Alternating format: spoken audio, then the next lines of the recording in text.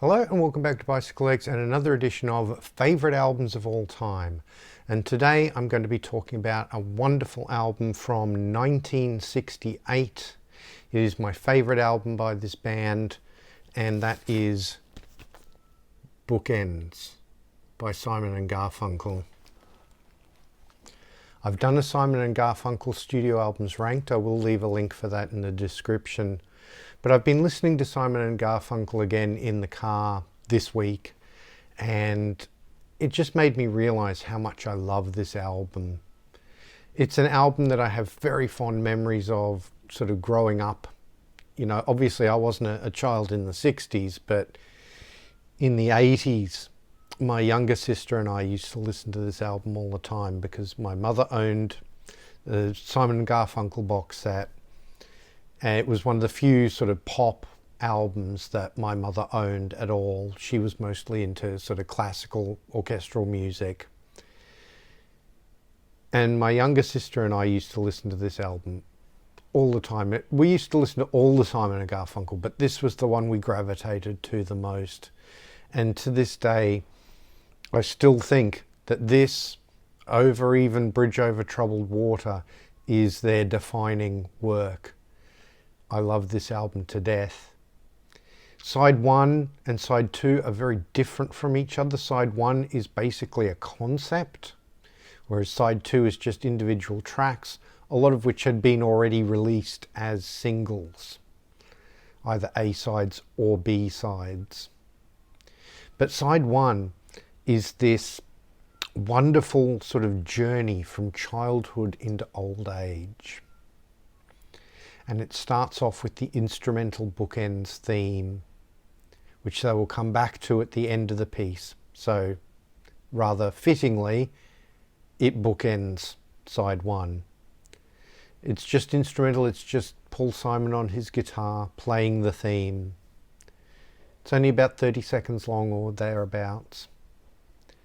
And then it goes into the wonderful Save the Life of My Child, which is just a wonderful song. It's mostly sort of acoustic guitar and vocals, but there's like bits of really early synthesizer. Remember, this is 1968 and they're already using a Moog synthesizer on this piece.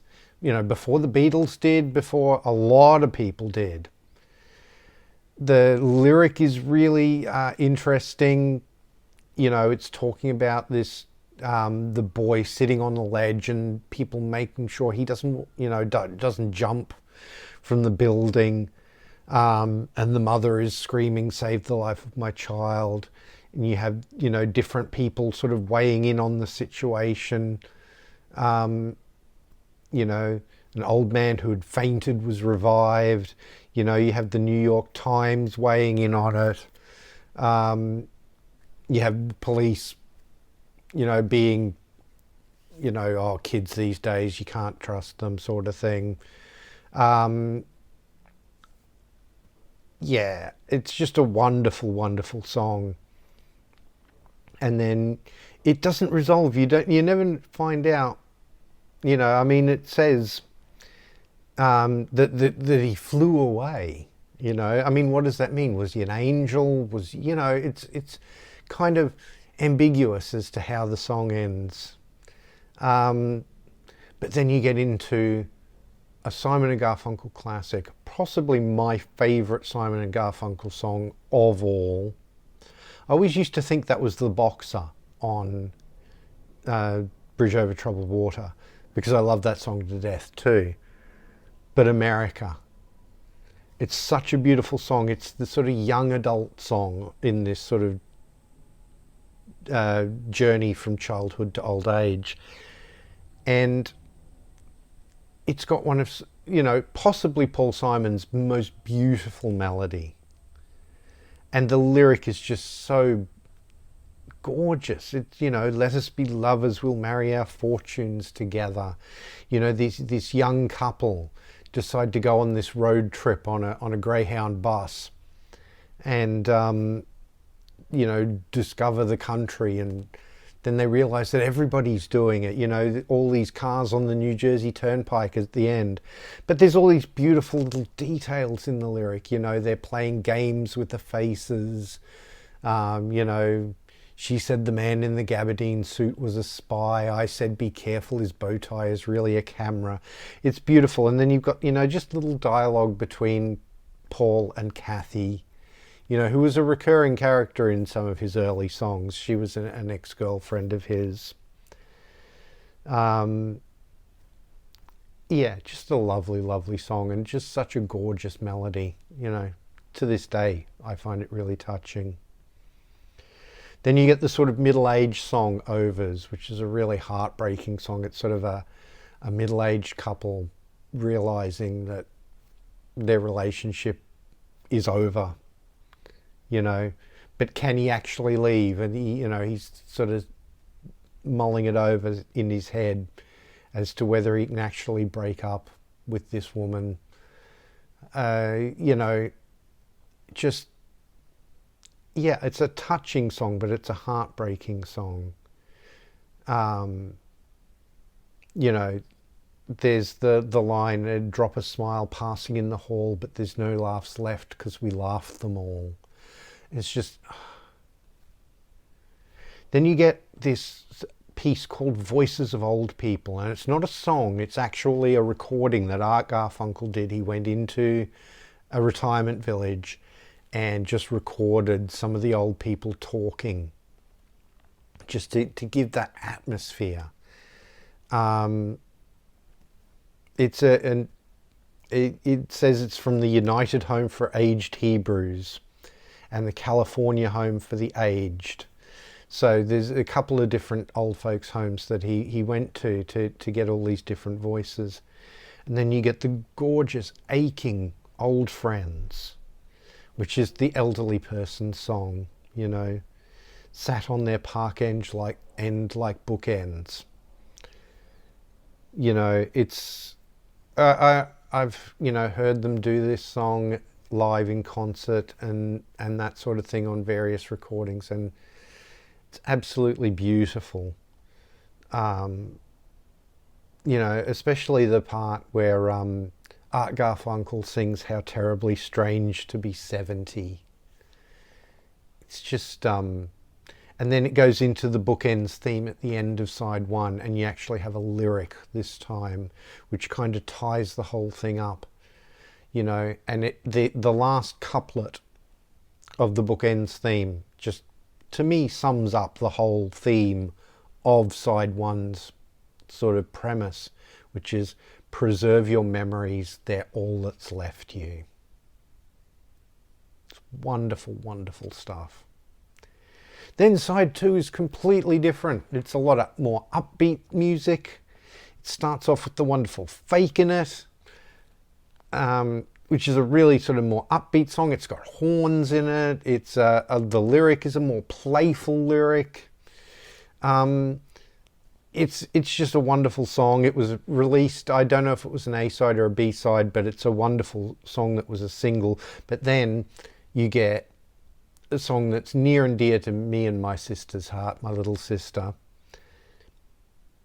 Punky's Dilemma.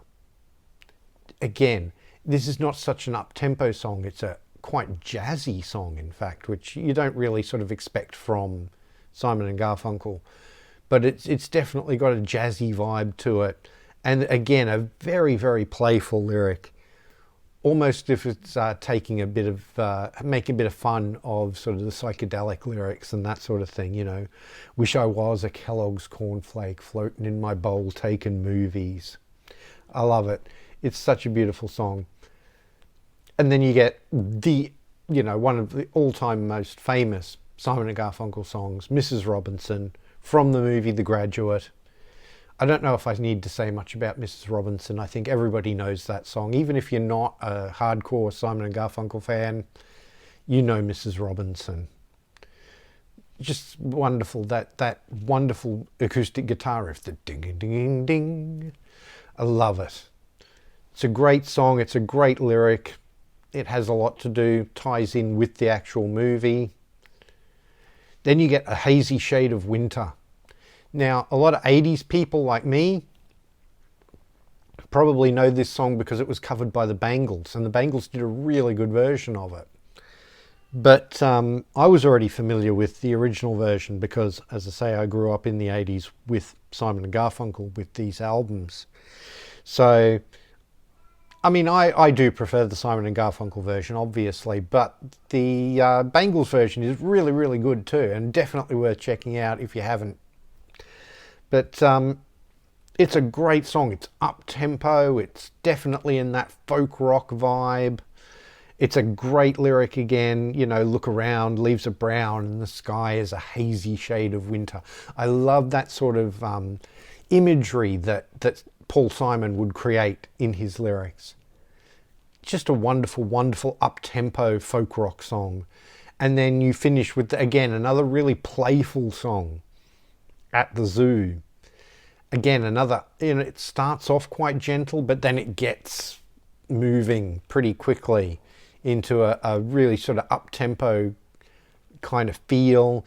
And again, it's a really playful lyric about the animals at the zoo. And I'm pretty sure he's talking about the Central Park Zoo too. So, you know, and he talks about the giraffes and the elephants and the orangutans and the antelopes, etc. You know, it's just a wonderful way to end the record. Really light-hearted, lots of fun. It really is an album of two halves, but it's just such a wonderful album. I think it shows all the best qualities of Simon and Garfunkel. And if I was introducing someone to Simon and Garfunkel, this is definitely where I'd start. So there you have it, everybody. Bookends by Simon and Garfunkel, one of my favourite albums of all time. Please let me know in the comments what your thoughts on this album are. If you're a fan of Simon and Garfunkel, is this your favourite Simon and Garfunkel album? Or maybe there's an album of theirs you prefer. Listening to them in the car, I might rank them a little differently than I did in that actual show, but this will always be my number one Simon and Garfunkel album, without a doubt. Please do like, share and subscribe. It really does help the channel out. If you're new to the channel, please go and have a look at some of my other videos. I have everything playlisted, so if you want to see some of my other favourite albums of all time shows, there's a playlist for those. If you want to see my studio albums ranked shows, there's a playlist for those.